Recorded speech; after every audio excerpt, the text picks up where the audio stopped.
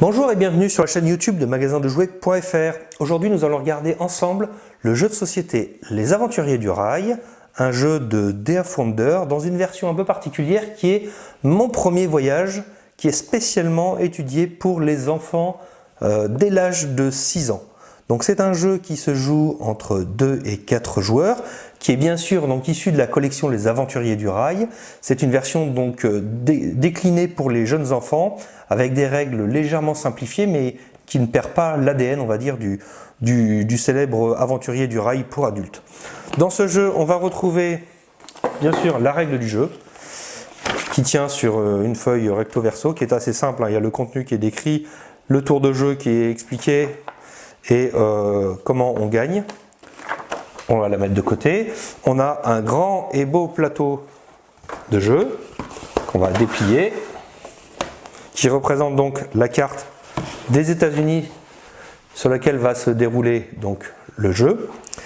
On va avoir dans la boîte également donc des petits wagons de 4 couleurs différentes pour jouer entre 2 et 4 joueurs. Je vais sortir par exemple les petits wagons bleus. On a quelques wagons en rab au cas où on en perde. Et on a des cartes qui vont représenter des couleurs de train. C'est les cartes que l'on va devoir gagner à chaque tour et qui nous permettront d'acheter des portions de circuit. Donc dans ces cartes, on va retrouver les différentes couleurs blanc, bleu, rouge, jaune, vert, etc. Plus des cartes locomotives qui sont en fin de compte des jokers et qui vont pouvoir remplacer n'importe quelle couleur. Et on va avoir des cartes tickets qui sont les défis à réaliser. Chaque joueur aura au début de la partie 2 tickets et sur chaque ticket on va retrouver en fin de compte 2 villes que l'on devra justement relier avec nos wagons. Par exemple là, Dallas à Miami, ce joueur là devra effectuer ce défi, c'est-à-dire relier les villes de Dallas à Miami. Ce qui est très pratique pour les enfants, c'est que l'on retrouve sur chaque carte en fin de compte des images qui représentent chaque ville, donc il n'est même pas nécessaire de savoir lire. Avec les différents logos, les enfants vont se repérer et facilement savoir quel est le défi qui leur est proposé. Donc pour la mise en place, c'est très simple. Chaque joueur aura 2 tickets à réaliser et commencera la partie avec 4 cartes dans ses mains. Je vais mélanger. Voilà, 4 cartes. Le reste constituant la pioche. Au début de la partie, chaque joueur regarde et garde secret donc ces 4 cartes. Là, j'ai une chance énorme, j'ai 3 jokers et un jaune. Et regarde également les 2 défis. Donc dans mon cas, il va falloir que je relie les villes de Calgary à San Francisco. Donc je pourrais très bien décider de passer par là comme par ici. Tout dépend effectivement des cartes que j'ai en main. Et je vais devoir également relier Washington à Kansas City. À chaque tour de jeu, j'aurai une et une seule action à faire. Soit je décide de piocher 2 nouvelles cartes pour avoir plus de choix dans mon jeu pour relier différentes villes, soit je décide de poser des wagons. Donc par exemple, dans mon cas, je peux me dire que je veux peut-être garder les jokers pour la fin de la partie et je peux très bien décider de piocher 2 nouvelles cartes lors de mon premier tour de jeu. Voilà, disons que le joueur d'après va jouer et de nouveau c'est à moi de jouer.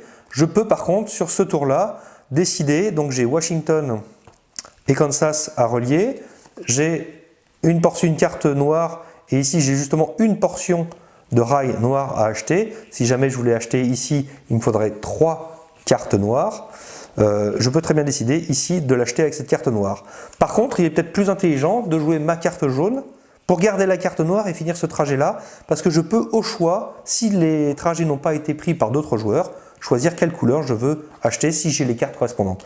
Donc dans mon cas, je prendrai la carte jaune, j'achète cette portion et je me défausse de cette carte-là et j'attends les tours suivants pour acheter de nouvelles portions, etc. Donc chaque joueur devra remporter ses défis. Une fois qu'il a fini le défi, il va piocher une nouvelle carte et il aura un nouveau défi à réaliser. La carte réalisée de défi, il va la garder près de lui, sachant que le premier joueur qui aura réalisé 6 défis va remporter la partie. Notez également qu'il est possible de gagner des cartes dont je n'ai pas encore parlé, qui s'appellent les cartes Grande Traversée.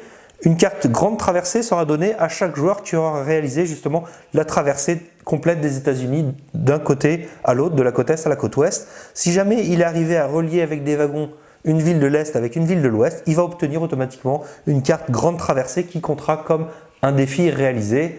Et donc du coup, il n'en aura plus que 5 à faire. Autre et dernière règle, si un joueur a déposé tous ses wagons et qu'il ne peut plus jouer, qu'il n'a plus de wagons, la partie s'arrête automatiquement et le joueur qui gagnera sera celui qui a réalisé le plus de défis.